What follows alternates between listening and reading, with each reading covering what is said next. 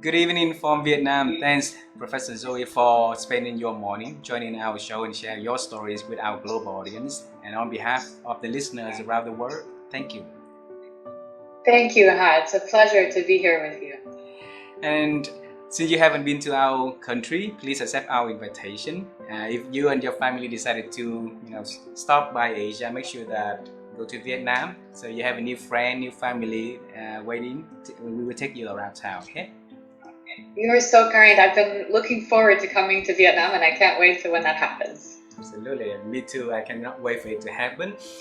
And in our culture, Zoe, it's very honored if we can have you to do a little introduction about who you are and the works that you are doing. Could you please do that for us? Absolutely. My name is Zoe Chance, and I'm a senior lecturer at Yale School of Management, where I teach the school's most popular course. It's called Mastering Influence and Persuasion, and it's about how we can influence other people in ways that feel comfortable on both sides, so that we can collaborate and do great things together.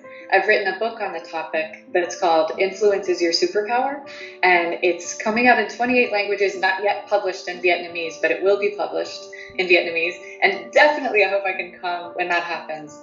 I'm donating half of my profits from the book to helping out with the climate crisis. So this is the work that I do, and I speak and teach and do advisory work and consulting around the world, hopefully soon Vietnam. Me too, I hope so too. And Zoe, you have a phenomenal journey that you introduced to us in less than 2 minutes. And that's not fair for our audience. So today we're gonna dive in deeper to understand the aspirations and the journey that takes you to what you are doing today. So let's travel time together, can we? I love time travel. Let's go. When I was really young, I wanted to become an astronaut. So flying into the moon seems to be really cool for me. But life didn't give me any chance to do anything close to what I wanted to be. So I want to bring you back to when you were a little girl, and would like to ask you, what was the dream that you had, when you were a little girl about your future? The first job that I remember really wanting to do was to be an archaeologist. I was older than a little girl, but I wanted to be Indiana Jones. Ah. I watched these movies, I loved the character, and I wanted to go and have adventures in the jungle, face danger. And I was so passionate about this idea that actually, when I went to college, initially, I was trying to pursue that dream. And I got to go, I dropped out of college for a while, and I invited my anthropology professor to help me plan a trip into the Mayan jungle to stay with this Mayan tribe who had been living in isolation until the 1970s. And I got to go stay with this tribe in the jungle. They mostly didn't speak Spanish at all. They spoke their own Mayan language, but some of the kids spoke Spanish, and I spoke Spanish so we could talk together. And my goal was to collect some folk tales and turn them into books that could be shared around the world, with the proceeds going down to these people because their jungle was getting sold to cattle farmers, and the jungle was disappearing. But the embarrassing thing, first of all, is that I was so ridiculous to imagine that I was going to be able to just be a random college student going down there to be helpful, or Indiana Jones. But I didn't like the rain. It was the rainforest. It rained so much. And then also, like Indiana Jones, I was afraid of snakes. Oh. And it turned out in this tribe, the leading cause of death was snake bite. And I was just paranoid all the time. And I was walking down the path one day and saw it was a dead snake, but it was a poisonous snake that had been chopped in half by someone it had met with before me. And I just said, I can't do this. And so I left, and I did not become an archaeologist or an anthropologist. But that was my initial dream. Very different from now. Wow. I want to bring you all the way back to when you were to that time when you first had that dream, because at young age we can dream of anything. So why want to become a wild Indiana Jones version of Joey? What motivates you back then? I really enjoy adventures and I really enjoy learning. And in fact, Indiana Jones was a professor and a teacher. And at the beginning of one of the movies, I don't remember which one, he's teaching a class and there's a woman in his class who's staring at him and she loves him as his students all love him, and she blinks and every time she closes her eyes you see it says in eyeliner across her eyelids, I love you. And in fact, I became a teacher and a professor. I love teaching. I love my students. I also did love my professors, and I have been married to two different men, one of whom was my professor at MIT and one of whom was actually my student at Yale, and he is still my current husband. So, in fact, there were these seeds of reality. It was just minus the adventure part and no to the snakes. So after the no to the snakes, and you go back to the US, right? And how the journey took place back then for you, from forgetting that dream you had when you were young and going to the different directions and become a professor yourself. Yeah, it wasn't a direct path to becoming a professor from there. And as I mentioned, I had dropped out of school and to have this adventure. But the reason I dropped out of school was that I couldn't pay for it. My family we didn't have a lot of money. We were, I would say, bohemian poor. So my mom was a single mom and she was working a couple of jobs, and we lived in a one-bedroom apartment. She slept on the couch. My sister and I shared the bedroom. And in the US, college is incredibly expensive, as you know, because you're sending your daughter to school in the States.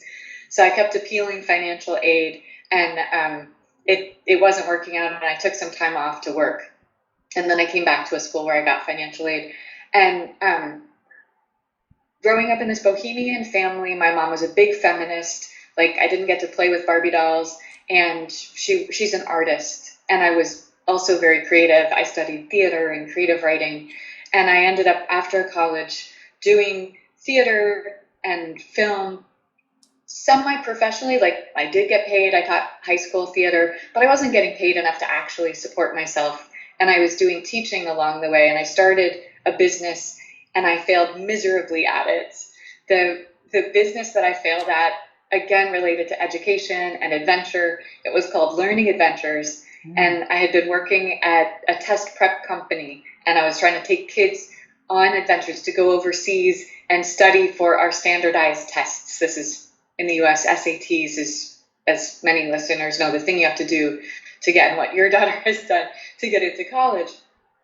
But what I found out in this entrepreneurial journey, first of all, was that I hadn't been careful enough, and I had partnered with somebody who ended up just taking the money and being a total fraud.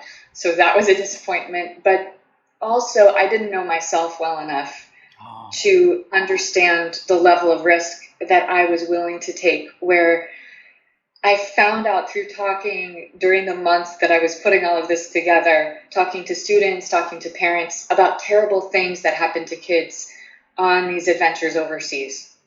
Like, my aunt was taking kids on trips to go whitewater rafting for this organization called Outward Bound.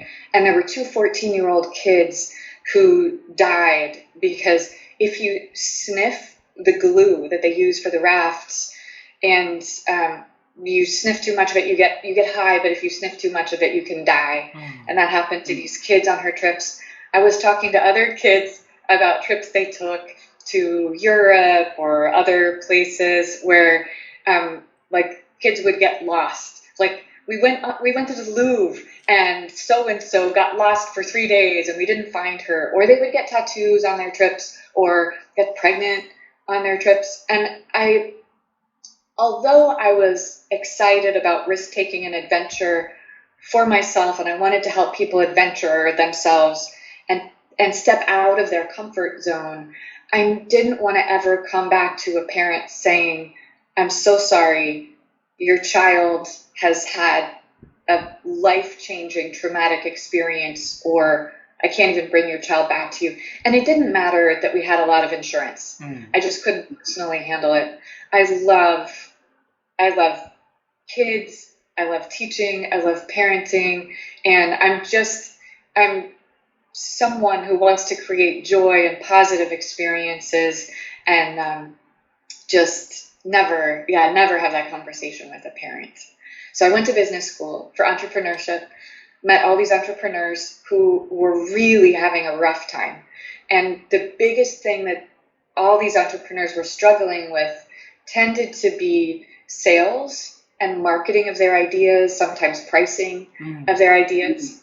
And I ended up being interested in learning about sales and marketing. I did some sales, including unglamorous jobs like door-to-door sales and annoying jobs like telemarketing.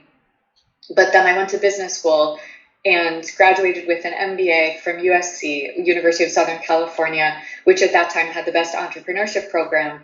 But I said, I can't hack this as an entrepreneur. I'm not going to succeed. But I'm interested in the marketing part. I became a brand manager for Barbie, and I managed a $200 million segment of the Barbie brand.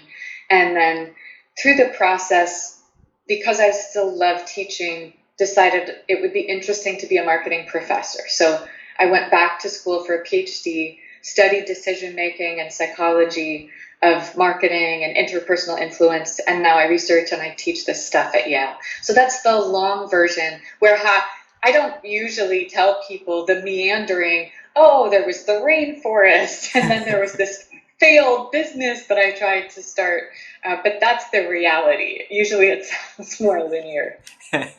So the movie Barbie just came out to the theater a few months ago. Did you go back and did you see the movie?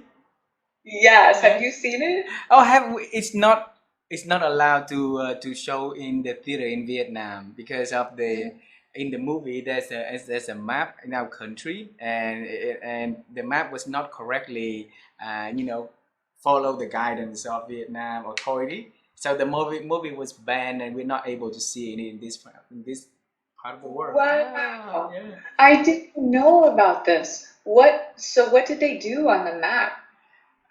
Because Vietnam claims that they have two big islands, one in the north and one in the south. But then China also claimed that those two islands belong to China. And then the movie, so if the movie wants to, show in Vietnam, that they have to have those two islands listed under Vietnam's territory. Okay, but the movie Barbie didn't have those two islands listed for Vietnam, so that's why they banned the movie here. And a lot of and the movie almost came to the to theaters, and they banned it a week in advance. So it's a bit lost for a lot of young children wanting to see Barbie, and a lot of people who want to have the Barbie experience. They cannot see it here. Wow, I didn't know this happened. This is such a huge problem in Hollywood that China has so much economic power over the content that gets produced in Hollywood. And I just hadn't heard this. I just didn't know that this was part of the many scandals going on with this movie. But I'm also really disappointed to hear that this has happened. There's been so much censorship that usually, because of China's economic power, they usually win in the censorship debates with Hollywood content. And many of the content creators in Hollywood, the directors and artists there, of course the artists don't get to decide. It's the studios who get to decide, right? But the artists are very upset about this stuff. And for any listeners who are interested in comedy and parodies and these kinds of issues, there's an incredible South Park episode. South Park is this very raunchy comedy cartoon.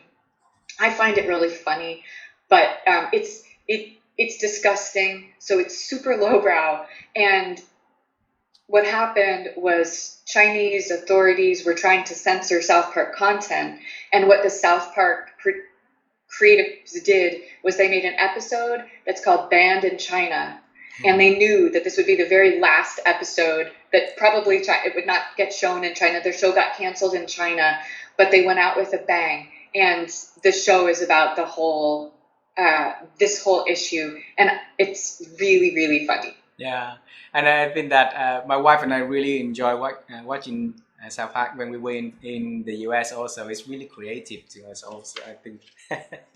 Really Yeah, love you those can films. find streaming. Absolutely. So Yeah. anyway, Banned in China, about right? Barbie, can I just say one thing about the Barbie movie? Yes. If you don't mind, like it's a global phenomenon, but for people who are thinking they would like to go to the movie and they can't, I want to share my perspective from working on the Barbie brand. Please. And I have really mixed feelings about the movie. And what happens with the movie is that it's also a parody of itself, and it's very well done, and it's entertaining, and it has a strong feminist message that's very effective. And women see this movie and tend to connect with it because it actually speaks with some of the mixed feelings and mixed messages that we have as women. But what the result of this is that Barbie and Mattel get to deliver the message that they've always wanted to, that Barbie is a feminist brand and it's about girls' empowerment and strong women. But my feeling is that the reality of Barbie is that it's not, in the way that girls play with it, it's not delivering feminist messages. It's a brand that's based on materialism, and it always will be. And Mattel is trying to sell you more toys. It's a business. That's what it does. It's not that there's something wrong with that, but that the reality of the Barbie brand and the idealized version of the Barbie brand are quite different from each other. And so the movie's going to have moms thinking like, oh yeah, Barbie, she's great. Let me buy that for you for all of my kids. But then the kids are just playing with clothes and having Barbie go shopping and get married. And I've seen probably thousands of girls play with Barbies, and we've done a ton of research with this, and it still remains the way the girls play with Barbies is not in a feminist role model kind of way. So don't worry about missing out on the movie. That's the short version. And you're an expert on influence also yourself, right? So I want to bring you to the stage, when you attending the PhD program and becoming a full-time professor. And why influence? Why is it to you? I guess I've been interested in influence since I was a kid, where I was very shy, very quiet, very introverted, and I was a nerd.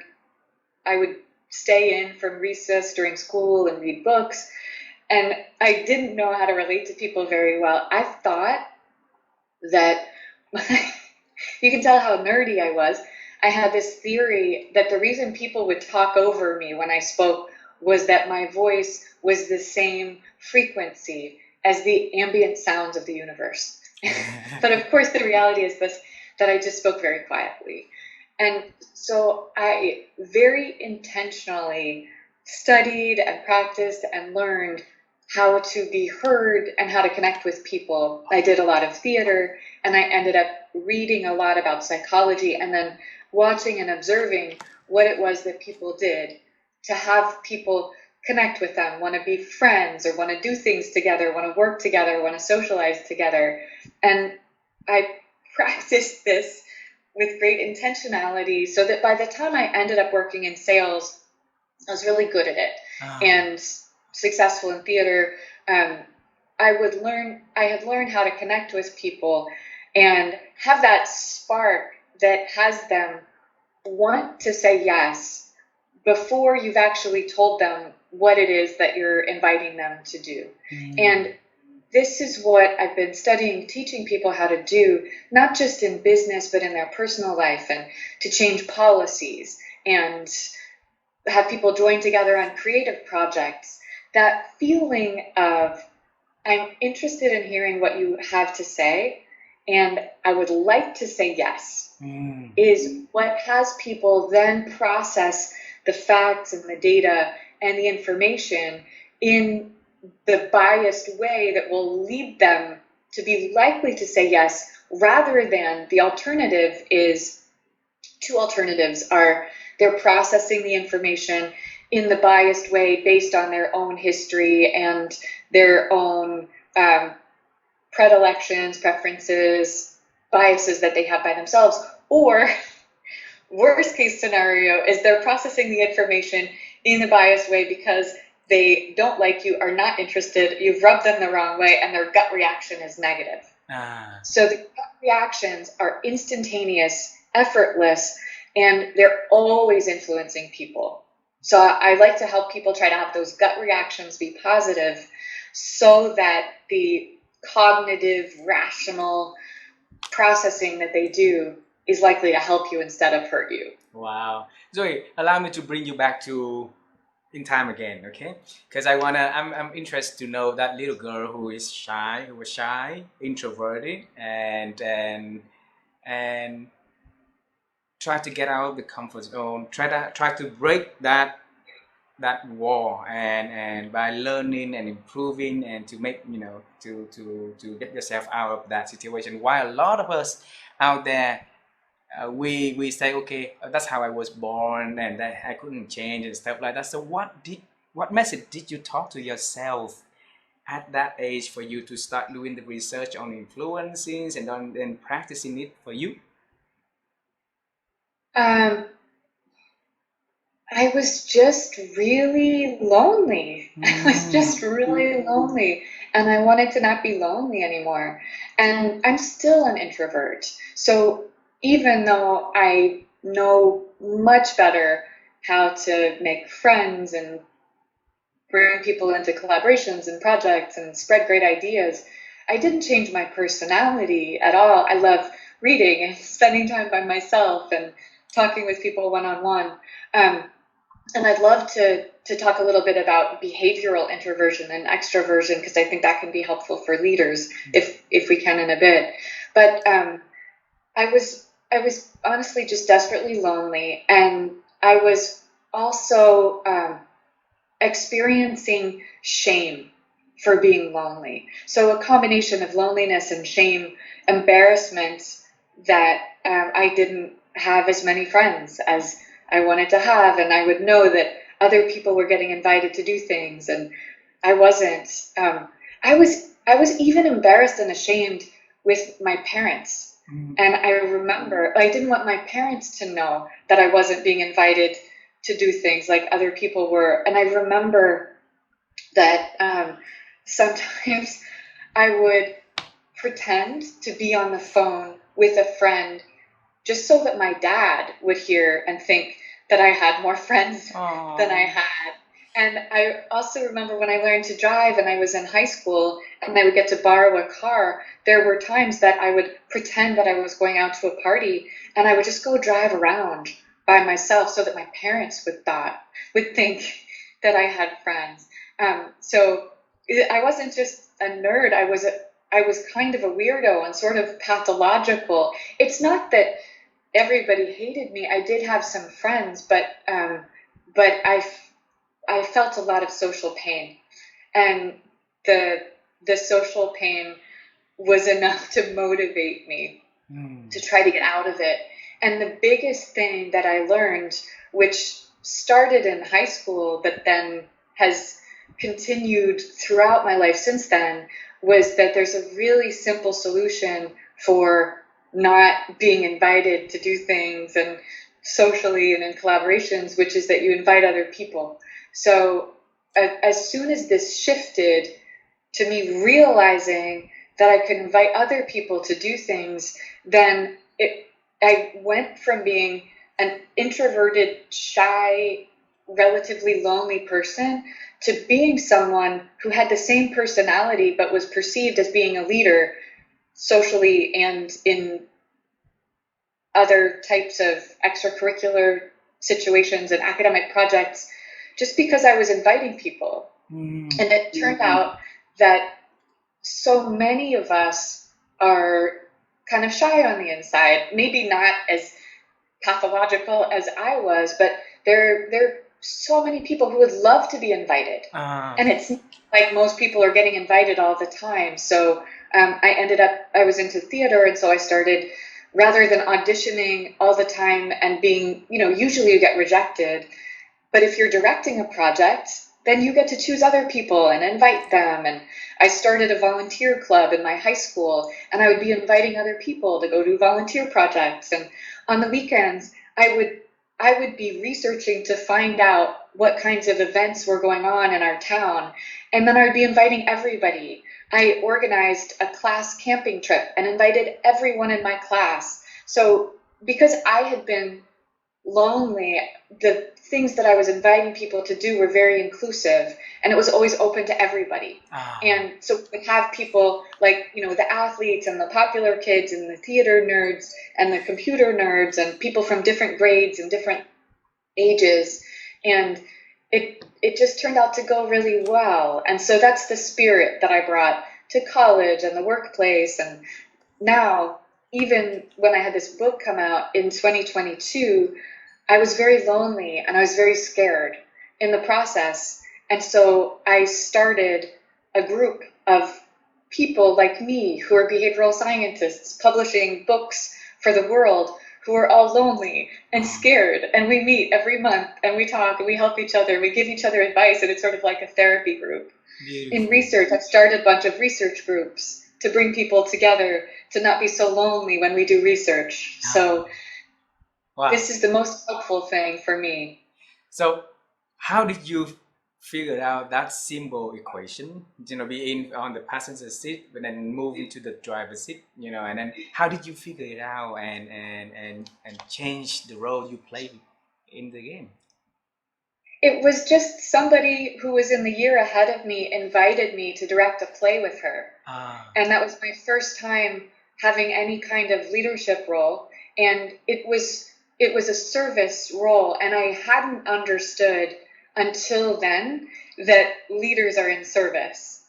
I had seen leaders as being the boss and leaders as being the ones with power. But then I got to have the experience that leaders are working so hard to give other people opportunities, working so hard to bring people together and to help other people feel motivated and engaged and have fun and work together and get along. And so that role shifted my vision of leadership, and it changed the assumptions that I had. And I also got to see, wow, there are so many relatively informal leadership roles that we can have. And you don't need to be the president of something, and you don't need to be the boss of something. You can just start a project.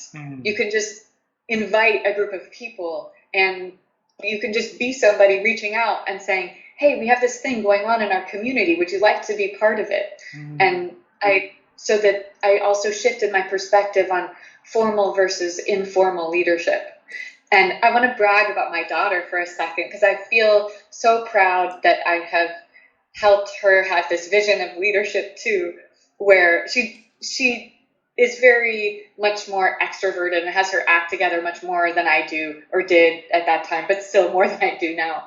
And at her school, one of the leadership roles that she took on was to be the head of the waste committee. And she goes to this school where kids are very ambitious and everybody's wanting to take on leadership roles to have a better college application. And she took on the most undesirable leadership role. She goes to a small school where in the dance club that's really fun, they could only recruit 4 people because everybody's trying to take leadership roles. And it's hard to get people to join the thing that you're the leader of. And in the waste committee, she got 19 kids to be part of the waste committee, part of the least desirable club. And they have fun because you show up for the waste committee meetings, and she plays music, and you play Pictionary before you go and do the actual planning of how are we going to deal with the waste. So I feel like if kids can get the mindset early on of being a servant leader. And I feel like my daughter really, really does this. So she felt that dealing with the trash and the food waste at her school is a very helpful way to serve people. And then as a leader, she wants to serve the school by bringing people to the club, and then serve the people on the club by making sure that they have fun. And that it's not something to be proud of to just execute the job, but to bring together a vibrant community to execute the job in a way that's fun and makes it sustainable. What is her name? Her name is Ripley. like Ripley's Believe It or Not. Ripley. Yeah, and Yes. like the Alien movie, if any listeners have seen the Alien movies. Tell her that we say hello to her, and then tell her that the world is now having another servant leader. We need a lot more servant leaders in the world for sure. Absolutely. Oh, thank you, huh? uh, Great. Since you mentioned about the book, I want to congratulate you on that. It's been 18 months, right, since its first launch, and the first question I have for you for that book is, what took you so long to publish it? Oh my gosh, huh? It took me so long to write it. It took me 6 years to write it. And I would say that a really big piece of delay in writing it was a feeling of imposter syndrome, Oh. and the feeling of, who am I to ask people to spend hours and hours of their life to read my words when so many other people have published wonderful books on this topic of influence. There are all these books that I love already, and what could I possibly say that would be important enough to take the valuable time of the great, wonderful, kind, interesting, smart, ambitious people that I would want to speak to? So it was really a struggle psychologically to get over the hurdle of, and I would say it didn't end. The imposter syndrome feeling didn't end. I just worked alongside it, not even worked through it. Ah. And how did you? How did you? Sorry, you were asking something, saying something. I was just wondering your tone of voice when you said, I was wondering if you could relate to that, and if you ever get that feeling still, or if you've gotten it in the past. Sometimes, but not always. I think that I'm one of the person that immune with imposter syndrome, I think. So when That's I me set out too. to do something, then I'll do it, and it doesn't matter because I also published a few books myself, even though my books really is not something good.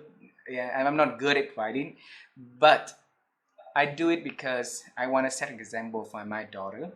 And then along the Mhm. way, the latest book that were published was a product between my wife and I. So I invited her onto the journey because we want to, like you say, if we can invite the people onto the journey together, let be the first one to doing it, and then let them see. It's not the end product, matter, but the journey along the way for them to see, the milestones, the achievements, the celebration, the laugh, the pains. It's exciting to me. What was that process like, partnering with your wife in this way? Stressful, absolutely, because we have a different type of, different personality, and I'm all over everywhere, and she's the person really organized. So and one person is really on the executions, and one person is really on the ideation stage. So we have to sit together a lot, and then her table next to my table, we put a time on the day, sit next to each other, just to write and then get it done. But I think it's really enjoyable. Congratulations. Thank you very And much. I love that motivation that you have to set an example for your child. And I have met so many people who have gotten through whatever the hurdles are that could hold them back. So I shared imposter syndrome as one of mine. You said that it's not good writing, and I haven't read your book, so I don't know that it's true, but I doubt it since you've continued to write and publish. But you had that feeling of, I'm not a good writer. And to get through that, as long as you have this purpose that's bigger than you, that's pulling you along, it's beautiful to see how people can get past major obstacles when they have this mission. Thank you. So the secret question I want to ask you: how did you get past that? Um, I never got past imposter syndrome, but I reframed imposter syndrome Reframe. in a way that's been very helpful for me. And like you, I don't get it all the time, but opposite from you, I'm very not immune to it. And having had conversations with many, many very successful people in the world who still continue from time to time to feel imposter syndrome, I have realized that when I feel imposter syndrome is when I'm stepping up to do something at a higher level than anything that I've done before. Whatever I've done before, of course I don't feel imposter syndrome. But when I'm doing something that is bigger or more difficult or more public than whatever I've done before, and I get that feeling of like, I've learned to tell myself that feeling of is a sign that you're on that path that you wanted to be on. You're on that path of growth and doing things that are bigger and better than what you've done before. So the feeling itself isn't positive, but the context, now I can construe it as positive, at least intellectually. Thanks for sharing the practice of reframing. That definitely we have, for whoever facing with that syndrome in life, at work, or whatever the thing they face with, they can reframe it differently. Then definitely it's help for them to, get out of that. So for the book, congratulations for being translated and published in 28 different languages. And hopefully the 29 will be in Vietnamese also, so that the people in this... It's 28. Huh? It's one of the 28. It is coming out in Vietnamese. I just don't know the publication date yet. Ah, really? Let me know. Okay. So on that day, we will, we will share it with our communities here in Vietnam. Congratulations on that. So Zoe, there's many of books about influencing, all right, and then you wrote a book about that. So what is that? Who's the audience that you're targeting for this book now? The main audience for this book are people who are ambitious and want to do great things, but have been reluctant to study and practice the science of interpersonal influence or influence in general, because it seems a little manipulative and greedy. And I have met so many wonderful people in business contexts at schools where I've been, like Yale and Harvard, so ambitious, smart, successful, but it seems like the people who study influence they're greedy and they're power hungry, and they make other people uncomfortable, and we don't like them. So we don't want to be like them because we want people to like us. And what I teach are influence skills and strategies that can give us more influence and power in the world and have other people like us. Wow. So this is what is a different angle for my book than almost all of the books that have been written about influence. There's an exception. I consider my book to be the granddaughter of Dale Carnegie's book, How to Win Friends and Influence People, that he wrote in 1938. And he wrote this book in an American context where white men are running everything and doing business in a very collegial kind of old boy network sort of way with each other. And we didn't know very much about the science of influence, and we knew nothing about neuroscience for sure.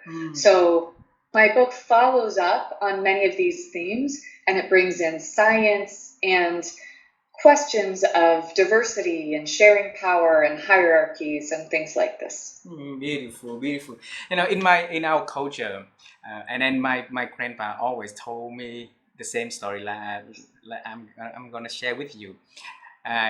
When I was young, he told me this. Every moment in our life, we're gonna be in front of a path, a road, and on that road there's two paths.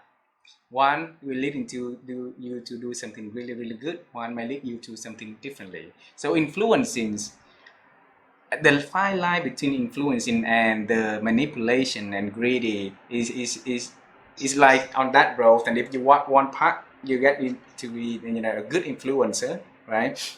You walk differently, then you becoming a manipulator and a greedy. So tell us how to walk it the right way, Zoe. I think it's very complicated, honestly, because most of us want to do the right thing and we want to take the right path. And what happens is that we are tempted to deceive ourselves and rationalize things that we're doing to say, well, really, I have good intention. So we can tell ourselves, I have good intention, this is why I'm doing the thing, but I don't want to pretend that just having the intention of having good intentions means that we do. Another area of my research has been on self-deception and studying how people can be lying and cheating and then rationalizing to themselves or deceiving themselves to thinking that they really deserve to have those things that they've lied or cheated to get.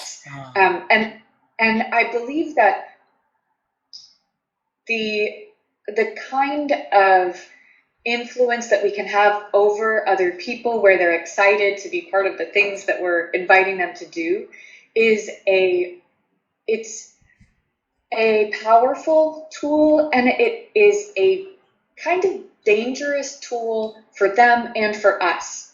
So I believe that we need to be constantly questioning ourselves and listening to other people who question us to try to, I believe that we'll diverge from that right path and that we have to just keep trying to come back to it. And also that we should have some tolerance for other people who get off the path a little bit and they do something wrong and want to come back. So I believe in forgiveness. I believe in redemption and constant effort. A lot of people don't know that, I mean, actually, this is a US thing, so why would anybody know? But even in the US, people don't know pharmaceutical companies hiring sales representatives very actively and aggressively recruit college cheerleaders. So they go to universities and they recruit the women on the cheerleading team, not just because they tend to be attractive, because what they have been trained in and what they are good at is getting people excited about something. So then these cheerleaders who have been practicing getting people excited about the sport and getting people to cheer, those people, those cheerleaders, are then encouraged to persuade themselves that they're excited about the pharmaceutical drug so that they can get other people excited about it. And this process, all of us who end up in any role of influence are vulnerable to, deceiving ourselves into thinking that we're excited about something that we're not actually excited about. Yeah. Wow. Have you experienced that? You've had lots of different experience with having to influence people, but have you ever had to influence people about something that you were not actually deeply in your heart excited about? Sometimes, and then we have to wear a different kind of hat. But whenever we do that, I did that. Going home, you don't sleep well. I didn't sleep well about that. Yeah. So I hope that people out there don't have to be put onto that situation for sure. And then if they are put onto that situation, they have a good time to reflect, asking a lot of questions, and maybe choose different path to do where they can be more influential in the positive way. Right? Yeah, and I believe that in the long run, all of us can. Yeah. And that there's so many reasons, mostly economic, but other reasons too, that people might end up temporarily in the situation like you're talking about, where you just need to get something done that you're not excited about. And at least I hope we can allow ourselves to recognize that this is the thing that I'm doing now. I don't believe in it, but I have to do it, and it's temporary, and I see what's going on, and I'm going to work toward a path that I feel more comfortable about, that I can go home and sleep better at night. Yeah. I have another question about the book, and I know this question is not fair for you, okay, but I'm gonna ask it. Okay, if you can pick one chapter in the book that you want to share with our audience, what would that chapter be and why? By the way, I love your questions, and you ask interesting questions in an interesting way. It makes it really fun. I don't think that this is necessarily the best chapter in the book. but my favorite chapter in the book is a chapter toward the end, and it's chapter 9. It's called Dreaming Bigger and Better. And this chapter tells the story of my husband, who, as I mentioned earlier, is a former student, and the work that he does bringing democracy to the Arab world. He's German, Algerian, and a lot of his work is the majority of his work is in the Middle East. And he ends up using many of the influence techniques that I wrote about in the book. So this chapter brings it all together.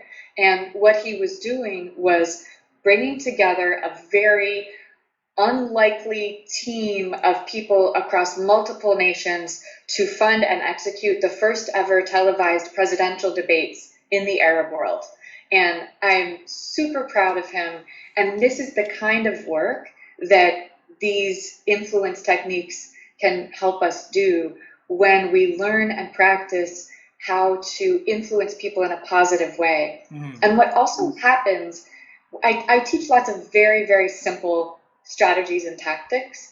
While you're starting to do any of these things, it can feel awkward and inauthentic. And so you feel like you're not yourself and it's not comfortable. You're always stepping out of your comfort zone. But everything that you haven't done before feels awkward and uncomfortable. Speaking a new language that you're not totally fluent in is awkward and uncomfortable. You know, we probably don't remember learning how to walk, but I'm sure that's very awkward.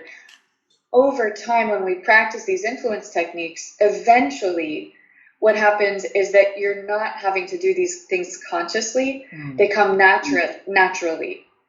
It's not that there's no effort. It's not entirely effortless, but it feels organic and authentic, and we're connecting with people in a deep and authentic way that has them wanting to say yes to things that might be more ambitious and audacious than you or they could have imagined. Beautiful. And in the world full of noise is like this, you know, it's hard for us to for people to be concentrating and keep being influential in the positive way. So Zoe, I have one question that my wife and I always ask every speaker who join to our program like this, because we believe in the power of change coming from the good thinking. All right, so if we can think well, then we can plan well and execute well. So over the years, how have you been helping yourself to expand your ability to think, Zoe? I try to listen and find something to learn from any conversation, anybody that I meet. And for example, something that sparked my curiosity and attention in this conversation we've been having is that I didn't know about the map and the South China Sea and the islands there and related to the Barbie movie. So after this conversation, I'm going to go read up on it so that when I'm talking about the Barbie movie with other people, which I'm being asked to do, I have this important piece of the context and we can talk about the politics as well. So, and that's not the only thing that I've learned, but that's just an example. I am so conscious of every single person having so much that I could learn from them. And I'm just looking for those opportunities. So thank you for that. I don't know how to answer to that. So I have two last questions before we end this conversation. All right. And we've been talking about the past, your present. It's not fair we don't talk about the future a little bit. So let's travel to the future. Is there anything that you are working on and that is exciting you want to share with me and the audience so we can celebrate with you in advance? Oh, thank you. There's some specific projects, but what I'm most excited about is getting to work with a lot of different groups of people who are working on the climate crisis. So I'm working with a nonprofit called 350.org. I work with the World Business Council for Sustainable Development, work with the sustainability teams at different companies like Procter & Gamble. And what I'm passionate about doing is helping people, especially frame their messages, frame their communication in a compelling way. And I shared about how I for example, reframed imposter syndrome so that now I'm able to go through it. And I believe that for leaders, studying and practicing framing is the biggest ROI on anything we can do, because it's actually so easy. I shouldn't say it's easy. It's so simple. And when executed, it can take very little time. So you don't have to change your whole logistics. But framing communication is a simple thing we can do. And this is one of the main things that I believe is going to help us shift the direction of the climate so that we can cool our planet off again. And I believe that all of us who are trying to have a good influence can think about, as soon as we have our own needs taken care of, what are the biggest problems in the world? And those biggest problems need so many of us working on them. And we could use our influence skills to bring people together and do those projects. Thanks for doing that, Zoe. Okay. The last question is about you again. I have a touching moment when I wanted to travel time, if I could, to hug you when you were a little girl who was shy and quiet, not being invited. And I wanted to invite you to whatever that we do, and that I could do with you together back then. So if you can travel time to see you at a very young age, what message would Zoe now talk to Zoe then? Oh, I just got teary. That's so sweet. That